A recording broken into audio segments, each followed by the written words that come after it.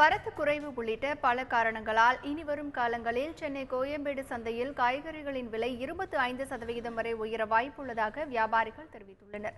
பருவமழை குறைவு, பனிப்பொழிவு உள்ளிட்ட காரணங்களால் சென்னை கோயம்பேடு சந்தைக்கு வரத்து குறைந்துள்ளது. இதன் காரணமாக டிசம்பர் முதல் வாரத்திற்கு பிறகு காய்கறிகளின் விலை 25% உயர வாய்ப்புள்ளதாக வியாபாரிகள் தெரிவித்தனர்.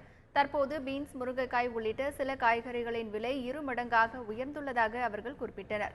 அதே சமயம் பட்டாணி, கேரட், உருளைக்கிழங்கு போன்ற காய்கறிகளின் விலை 5 ரூபாயிலிருந்து 10 ரூபாய் வரை குறைந்திருப்பதாகவும் வியாபாரிகள் கூறியுள்ளனர். இது இந்த டிசம்பரில் யூஸ்வலாக விலைவாசிங்க ரொம்ப கூடி இருக்கிற டைம் இந்த நோட்டை அறிவிச்சதுனால விலைவாசிங்க ரொம்ப குறைஞ்சிருந்தது. அது இப்போ கொஞ்சம் கொஞ்சமாக பிக்கப் ஆகிட்டு வருது. இது நாளடைவில் டிசம்பர் 1லேருந்து 20 வரைக்கும் விலைவாசிங்கெலாம் ஒரு 20லேருந்து 25% கூடுறதுக்கு வாய்ப்பு ஜாஸ்தி இருக்குது. அதுக்கப்புறம் யூஸ்வலாக பொங்கலுக்கு அப்புறம் விலைவாசிங்க நல்லா கடுமையாக குறைஞ்சி நல்ல நார்மல் ரேட்டுக்கு வந்துடும்ன்றது வியாபாரிகளோட பொதுவான கருத்து.